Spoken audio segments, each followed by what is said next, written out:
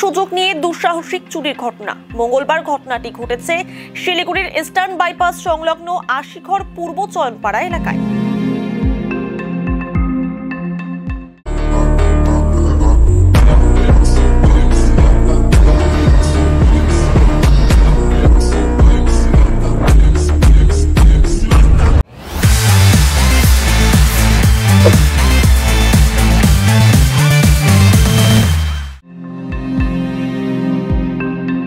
পূর্ব চয়নপাড়া এলাকার বাসিন্দা এক মহিলা তার বাড়িতে একাই থাকেন। প্রতিদিনের মতো মঙ্গলবারও ঘরে তালা দিয়ে কাজে চলে যান। এরপর রাত 9টা নাগাদ বাড়িতে ফিরেই দেখতে পান ঘরের দরজা ভাঙা অবস্থায় রয়েছে। এরপর ঘরের ভেতরে ঢুকে দেখেন সমস্ত জিনিস লণ্ডভণ্ড হয়ে রয়েছে। মহিলার চিৎকার শুনে ছুটে আসেন স্থানীয়রা। সোনার অলংকার, নগদ টাকা সহ পিতলের সমস্ত সামগ্রী চুরি হয়েছে। ঘটনার পর খবর দেওয়া হয় আশিঘর ফাঁড়ির পুলিশকে। পুলিশ পৌঁছে গোটা ঘটনার তদন্ত শুরু করেছে। কি হবে? আমি তো কত কষ্ট করি,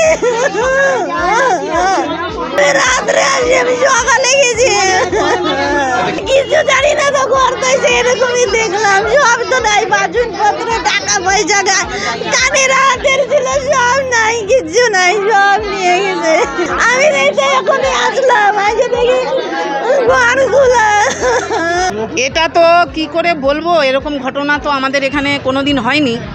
এবার আমি যখন দোকান খুলেছি, আজকে আমি দোকান 12:30টায় বন্ধ করে দিয়েছি। সকালে স্নান পুজো হয়নি আজকে, আমি যার জন্য স্নান করে পুজো টুজো দিতে আমার 2টো বেজে গেছে। তারপরে আমি খেয়ে দিয়ে একটু রেস্ট নিয়েছিলাম। রেস্ট নিয়ে 4:30-5টার সময় দোকানটা খুললাম। তখন আমি দেখেছিলাম একটা লাল গেঞ্জি পরা ছেলে, অল্প বয়স, এই 19-20 বছর বয়স হবে। ওই ছেলে আর সঙ্গে আরেকটা ছেলে ছিল। ওরা বড় এক বস্তাগুলো নিয়ে, যেরকম কুড়ানিগুলো কুড়িয়ে বেড়ায় জিনিস, ওরকমই কুড়োচ্ছিল। তো ওরা এই দিক থেকেই ঘোরাঘুরি করছিল, ঘোরাঘুরি করে এইদিকে যাচ্ছিল। তো কুড়ানি তো ওরা তো টুকাই, ছেলেটাকে দেখলে আমি চিনতে পারবো।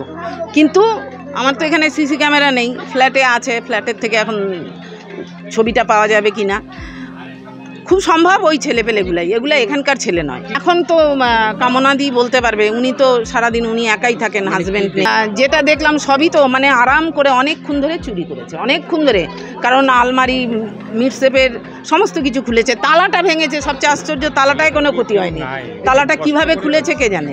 প্রশাসন তো সজাগ, এখন ওনাদের তো তাহলে গলি গলি পাহারা দিতে হবে প্রশাসনকে, তাছাড়া তো কোনো উপায় নেই। এখন দুপুরবেলা সবাই বাড়িতে একটু রেস্ট নেয় এদিকে।